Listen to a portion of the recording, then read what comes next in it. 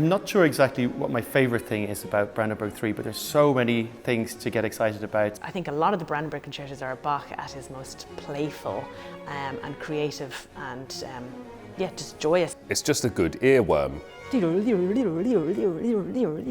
People remember it.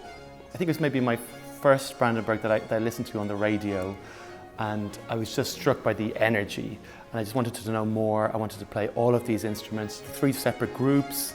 Everybody's a soloist, nobody's a soloist. He breaks all the rules, and you hear that a lot with, 3 separate cello parts, very parallel a lot of the time, which is illegal, quite fun and a bit naughty.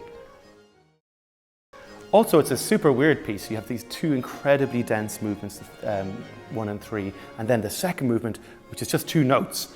And I just find that so bizarre. Like, it's just, well, what's he doing here? When you start playing it, the earth rocks beneath you. If you look at the score, it's so dense. You see all the different arms of the piece. And when you hear it, your ear is all the time trying to sort out. It just never stops being interesting.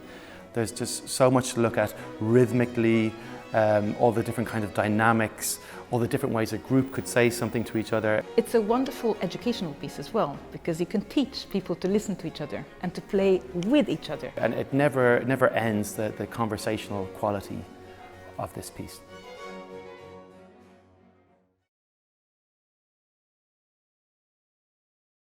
There's an interesting background to the Brandenburg Concertos. Bach basically wrote them for the Margrave of Brandenburg as a kind of a CV of everything he could do. He was looking for a job. I think he had been in Cöthen and he was looking for a change of scene. So he decided to put together these concertos as a kind of a resume to show him all that could be done. The amazing thing is that he didn't get the job, or maybe he wasn't invited, or maybe there wasn't space at court for him, but it's just an amazing thing that we have these, maybe greatest set of concertos ever written, and it didn't land Bach the position. In fact, I think they were only discovered in the middle of the 19th century in the Margrave of Brandenburg's court in the library, possibly never performed by him, and it was only then that they began to enter into the circulation of the kind of common repertoire and that we know and love today. There are lots of very strange and idiosyncratic things about the Brandenburg Concertos, including the very short second movement of number 3, which is only 2 notes. It's very unlikely that Bach intended a whole other piece to be inserted in there because it happens in the middle of a page, so he did it very much on purpose. But we still have a few options of how we do it. Either we just play the 2 notes as is, because the outer movements are so complex. It's like, as John Butt says, who's a famous Bach scholar, it's like the middle movement has just vaporized because there's enough to listen to on either side. Or else we have the other option of adding an instrumental cadenza or a little improvisation that finishes with those 2 particular notes.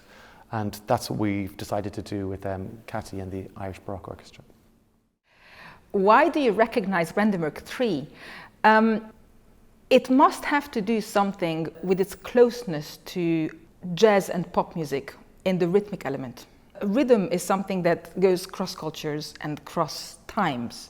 So you find incredible rhythms in African music, and you find rhythm alive in jazz and pop and hip hop and everything else. Rhythm is a basic thing because we have the heartbeat.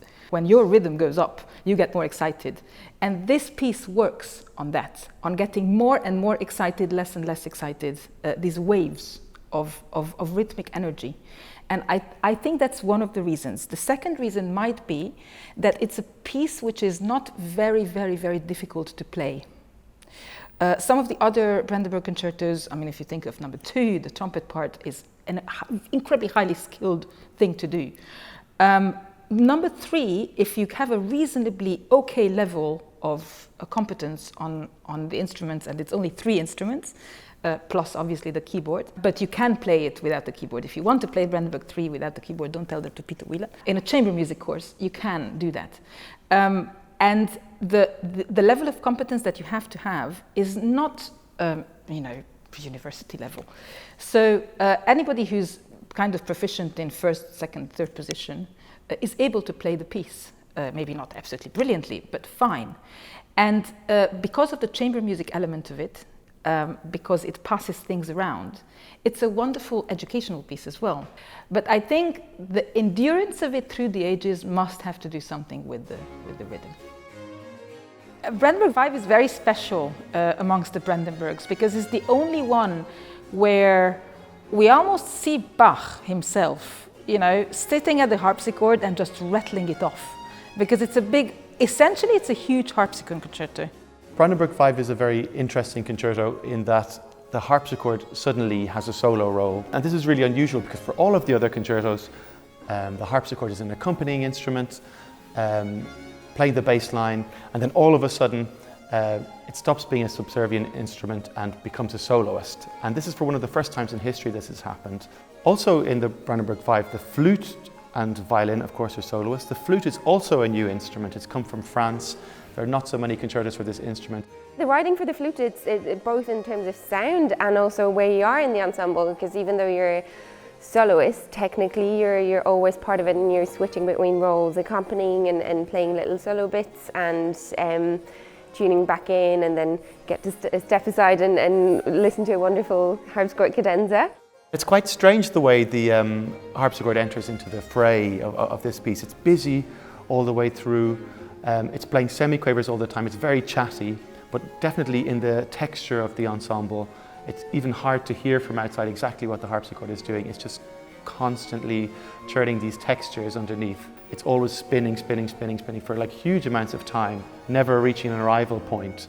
And about 3/4 of the way through, the harpsichord has suddenly had enough and just bursts into this cadenza, this frenzied cadenza. Nothing like it has been written before or since, it seems. It's just like all of a sudden bursts through the fourth wall and very difficult, full of semiquavers, amazing virtuosic riffs for the longest time, and then just it all turns on a dime at the 11th hour and then just goes back to the opening ritornello. But it seems like it's made a rift into classical music, like a really inspirational moment. Like a lot of the romantic and classical concertos seem to stem from this moment, because keyboard concertos weren't such a big thing before, and then after this, they were massive.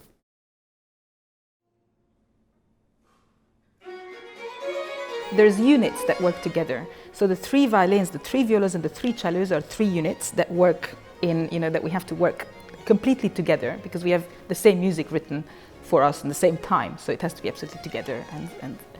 But then we pass bowls around. So the first violin and the first viola have riffs together, second violin, second viola, third violin, third viola, and then all the cellos together answer. Sometimes it's like you've got these 9 soloists. Sometimes you play a tiny little solo. Sometimes I play a duet with the other violins. Sometimes it's the 3 of us playing in unison. And so sometimes you are playing, kind of having a discussion, the violins versus the violas. Other times we're accompanying and supporting the violas as they might be playing some solos. It's so cleverly composed that it is a little bit like a game, that children play on the playground, where you either pass the hot potato, or and then the next person has to pass the hot potato, and it never stays for very long. But it's such fun, and you have this interaction, which very few pieces give you quite that much pleasure. I just love the way an idea is passed through the group, and as it's passed, Bach is changing the key, it's changing the mood. So it might start off really bright in the first violin. By the time it gets down to third viola and then cellos, it's gone into this dark, mysterious, very kind of strange world. And sometimes for short moments, the whole orchestra comes together and actually plays in unison for a tiny bit, and then it breaks off. So that happens in the first and the third movement. And then in the second movement, there is no second movement. And that's a very special thing about the piece, which is unique in the 6 Brandenburg Concertos. There's only 2 chords written, an A minor chord and the B major chord, which is the 4th and 5th degree of E minor. So the piece is in G major, and the relative key would be E minor. And what you have is, and the first movement G major, and then you have 2 big chords for everybody, two, you know, kind of semi-breves, and nothing else, and the pause on top of it, which means at that time we know from treatises and from reading that what that means is someone has to improvise something, and the clue is the chords, because it ends on a dominant chord, so it has to be something in E minor, or something that gets you from E minor, from G major to E minor, or something like that. So that afterwards you jump straight back into G major and start the third movement, which starts with these waves that go across the whole ensemble one by one, and the ping pong starts again. This is an opportunity, and usually either the harpsichord player or the lead violinist do a little improvisation, and that's a very special thing to be able to do, because you feel as if, you know, we are not the musicians that Bach was, but we are feeling that he was an amazing improviser, as were lots of other great composers, and we feel that we can kind of, you know, be a mini Bach for just those few moments, and that's really special. That's very, very special.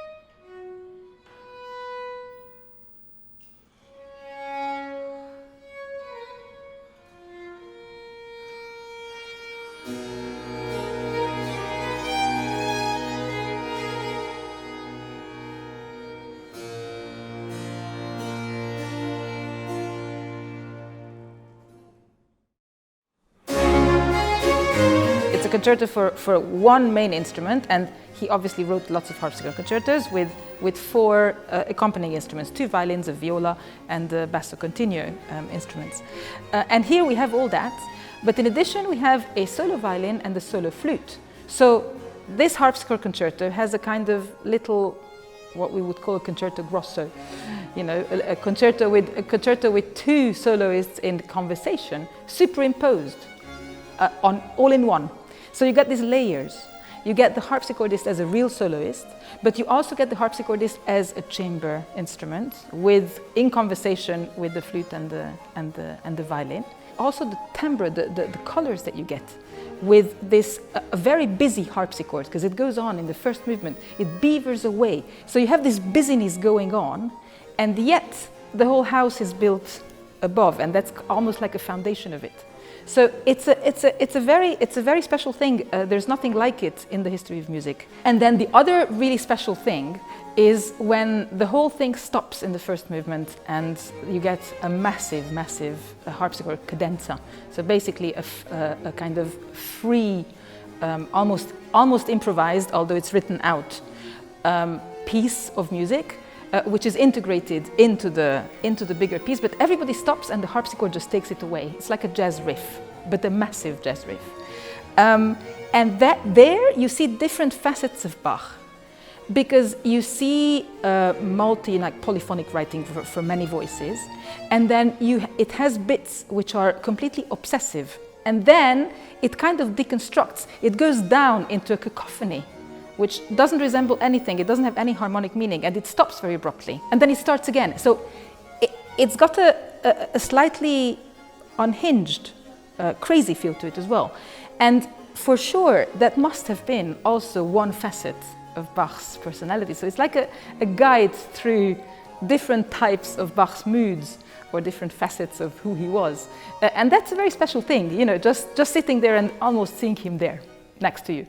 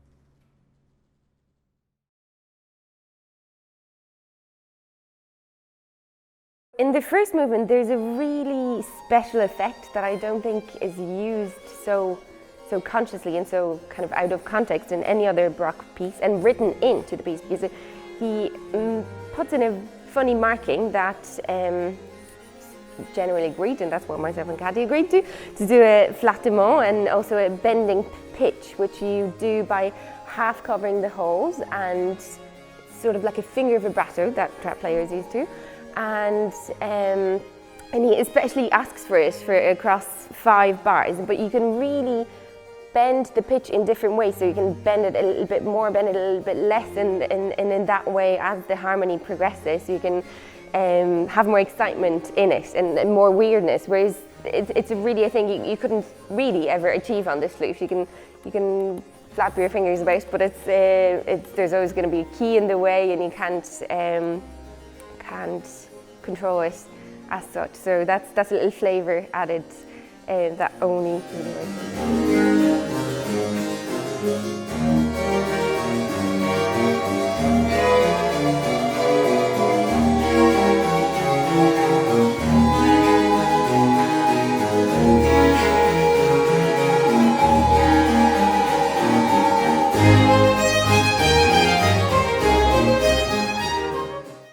The last movement is actually very fun to play, especially on this flute, because it's a jig, so it reminds me a little bit of playing trad music, and this flute, how it fits under the fingers, and the tonality is just really, again, warm and comfortable, but also very fun and dancey. So the difference between a modern violin and a Baroque violin, you could probably see some of the differences here. The main body of the instrument is actually the same, so it is not too dramatic a difference there. You'll see that the fingerboard is shorter on the Baroque violin. Here's my Baroque violin, and that's because you didn't even need to go too high. Repertoire didn't demand that you went high. As composers and violinists wanted to play higher and higher, they extended the fingerboard. So here on a normal sort of standard modern violin, the fingerboard is longer. You'll probably notice that there's a difference in the strings. On the Baroque violin, my E, A and D are just pure gut, and my G is wound in metal, gut wound in metal. And on the modern violin, it's steel strings for all the strings. The shape of the bridges are different. You'll probably notice straight away that the modern violin has a chin rest and a shoulder rest.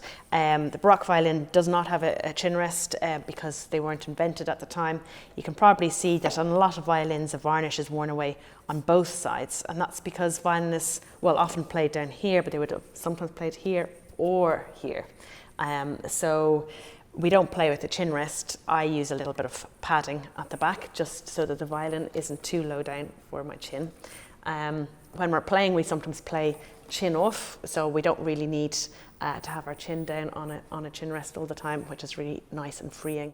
The Baroque violin, which is on top, has a nice chunky neck. As violinists wanted to climb higher and higher up the instrument, it made sense to actually slim down this neck so that you could fly up and down with more ease. So they, over time, made this a lot more slender so you can reach the higher positions more easily. There's a difference between the angle of the fingerboard and neck between the modern and the Baroque. So the modern one sort of has a bit more tension on the instrument in order to project. So the violin evolved over time to project more in bigger and bigger concert halls. This is the type of violin that you would have played on in Baroque times for music such as Bach's music. The advantage of the gut strings is that while they are more sensitive, so they can be more sensitive to temperature and humidity, they also create a lot of variety of colour. So you can enjoy playing around with creating different sounds and different articulation with these gut strings. So moving on to the bows, I have a modern bow here, it's sort of tourte bow design, and here's a Baroque bow. You will notice that the modern bow is longer and taller. There's a lot more hair on the modern bow than on a Baroque bow, and the shape is different. So on a modern bow, it sort of caves in. On a Baroque bow, it arches out a little bit more like a bow and arrow. So the tension is very different on this kind of bow. It's got less wood, it's lighter, it's particularly light at the tip, and so it is great for light, flighty music. It's really, really good for clarity of articulation, and it's great for the dance, sort of springy music of Baroque music. The bow evolved over time in order to try and help the sound sustain a bit more powerfully at the tip, as composers wanted to create longer lines, more legato lines, let's say for music of Brahms or something. Then this bow is more appropriate. For Bach's music, it's brilliant having a Baroque bow because there's so much articulation, there's so much to speak in the music, and you can do it much more easily with one of these bows.